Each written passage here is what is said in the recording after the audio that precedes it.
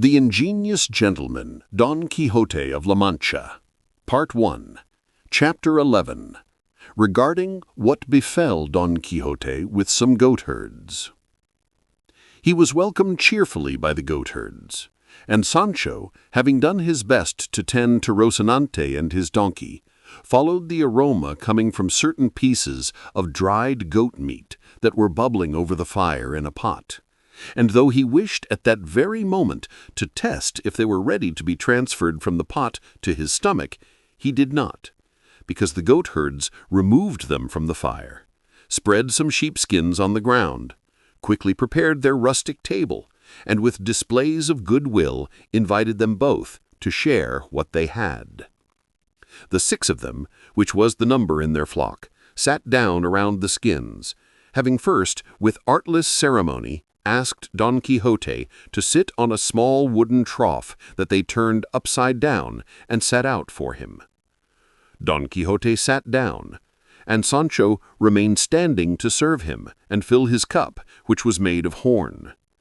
His master saw him standing and said, "So that you may see, Sancho, the virtue contained in knight-errantry, and how those who practice any portion of it always tend to be honored and esteemed in the world, I want you to sit here at my side, and in the company of these good people, and be the same as I, who am your natural lord and master. Eat from my plate, and drink where I drink. For one may say of knight-errantry what is said of love. It makes all things equal." "You're too kind," said Sancho. "But I can tell your grace that as long as I have something good to eat, I'll eat it just as well or better standing and all alone as sitting at the height of an emperor. Besides, if truth be told, what I eat, even if it's bread and onion, tastes much better to me in my corner without fancy or respectful manners than a turkey would at other tables where I have to chew slowly, not drink too much, wipe my mouth a lot, not sneeze or cough if I feel like it, or do other things that come with solitude and freedom. And so, senor, these honors that your grace wants to grant me for being a servant and follower of knight-errantry, which I am, being your grace's squire, you should turn into other things that will be of greater comfort and benefit to me. These, though I am grateful for them, I renounce now and forever." "Despite all that, you will sit down, for God exalts the man who humbles himself." And, seizing him by the arm, he obliged Sancho to sit next to him. The goatherds did not understand their nonsensical talk about squires and knight-errants, and they simply ate and were silent and looked at their guests, who, with a good deal of grace and eagerness, devoured pieces of goat meat as big as their fists. When the meat course was over, the goatherds spread out on the unshorn sheepskins a great quantity of dried acorns, along with half a cheese that was harder than mortar. In all this time the horn was not idle, for it made the rounds so often, sometimes full, sometimes empty like a bucket at a well, that one of the 2 wineskins in evidence was emptied without difficulty. After Don Quixote had satisfied his stomach, he picked up a handful of acorns, and, regarding them attentively, he began to speak these words: "Fortunate the age, and fortunate the times called golden by the ancients, and not because gold, which in this our age of iron is so highly esteemed, could be found then with no effort, but because those who lived in that time did not know the 2 words thine and mine.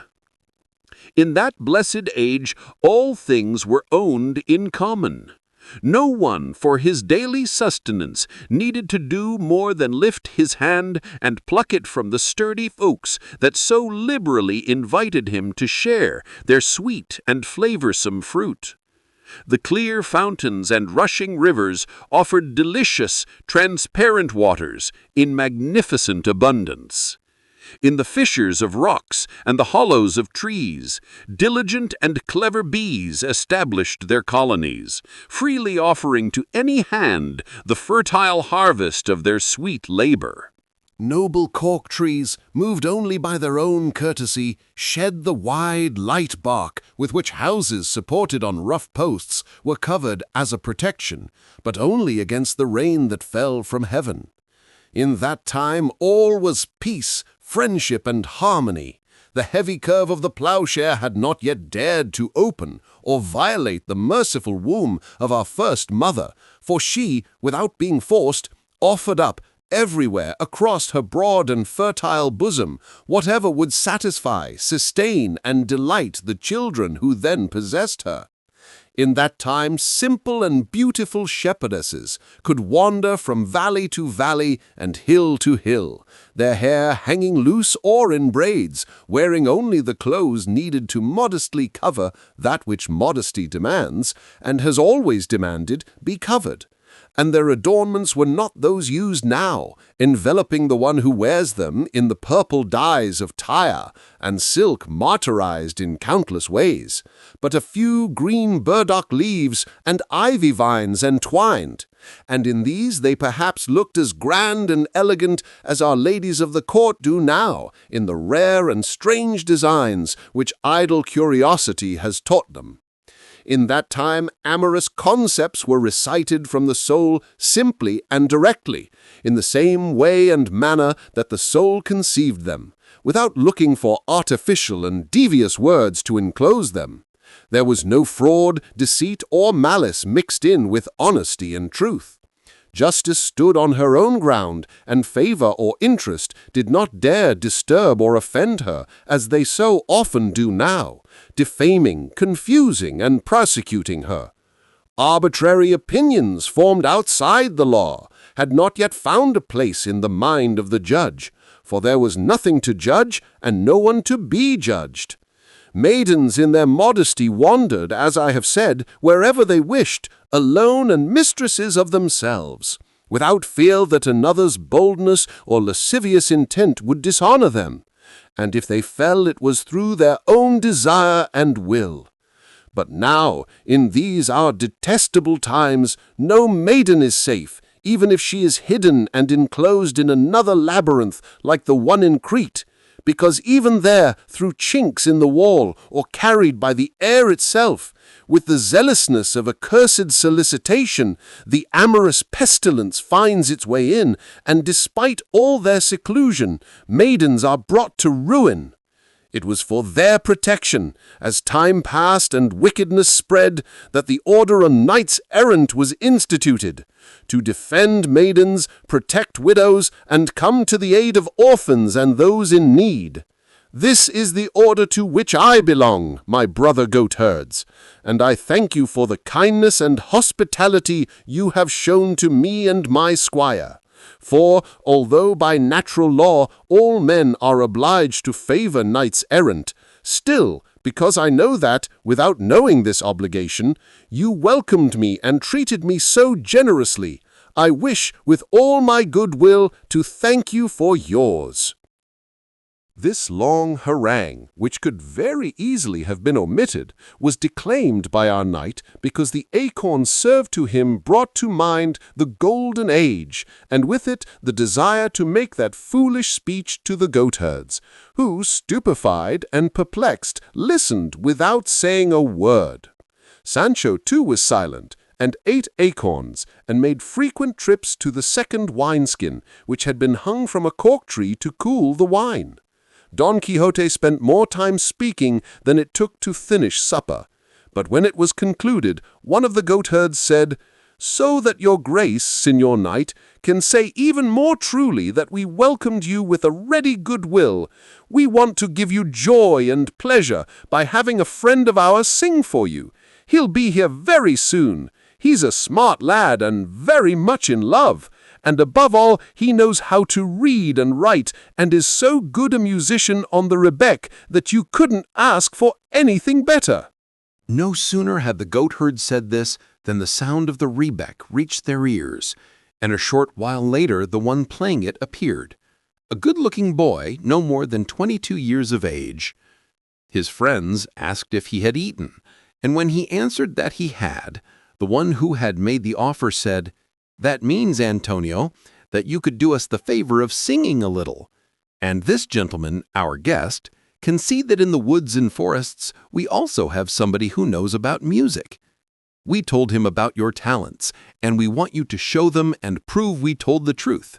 And so I ask you, please, to sit down and sing the ballad about your love that your uncle the vicar composed for you, the one the people in the village liked so much." "I'd be happy to," the boy replied. And without having to be asked a second time, he sat on the trunk of a fallen oak, and, after tuning his rebeck, with great charm he soon began to sing these words. "I know, Olalla, that you adore me, though you haven't told me so, not even with your eyes, in the silent language of love.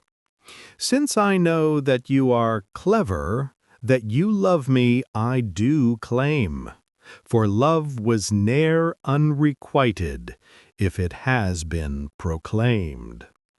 It is true that once or twice, Olalla, you've made it known that your soul is made of bronze, and your white bosom of stone. But hiding behind your reproaches and your virtuous rebukes, hope may reveal a glimpse of the hemmed edge of her cloak. My faith is firm and steadfast, its eager response ne'er wanes, because not called, ne'er waxes, because it has been chosen. If love is courtesy, then yours lets me conclude that the outcome of my hopes will be just as I assume. And if service plays a part in making a bosom kind, then those that I have rendered will help to sway your mind. For if you think about it, more than once have I worn the same clothes on a Monday that honored Sunday morn. For love and finery always walk hand in hand, and in your eyes I wish always to seem gallant. Speak not of my dances for you, the songs that I bestow, so late into the night and before the roosters crow. Speak not of my praises of you, that I tell to all the world, though they have earned for me the displeasure of many a girl. I was singing your praises, and Teresa del Barrocal said, he thinks he adores an angel, and he loves a monkey instead. Thanks to all her trinkets, her dyes and wigs and falls, the god of love is deceived by beauty that is false. I said she lied, she grew angry. Her cousin came to her aid and challenged me. You know what he and I did and said. I love no one but you, yet I don't court you sinfully. Though I beseech and woo you, there's more virtue in my plea. Mother Church has chains whose links are made of silk. I will join you there if you bend your neck to the yoke. If not, I make this vow by the blessed saintly choir not to leave these mountains except as a Capuchin friar. Here the goatherd ended his song, and although Don Quixote asked him to sing something else, Sancho Panza did not concur, because he was readier for sleep than for hearing songs. And so he said to his master, "Your Grace ought to decide now where you're going to spend the night. The work these good men do all day doesn't allow them to spend their nights singing." "I understand you very well, Sancho," Don Quixote responded. "It is clear to me that your visits to the wineskin ask to be repaid with sleep rather than music. "It tasted good to all of us, thanks be to God," replied Sancho. "I do not deny that," Don Quixote responded, "but you can settle down wherever you like, for those of my profession prefer standing vigil to sleeping. Even so, Sancho, it would be good if you tended this ear again, for it is hurting more than is necessary."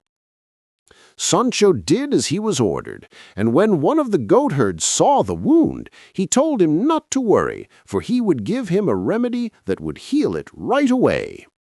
And after picking some rosemary leaves which grew there in abundance, he chewed them and mixed them with a little salt, and applied them to Don Quixote's ear, and bandaged it carefully, assuring him that no other medicine was needed, which was the truth.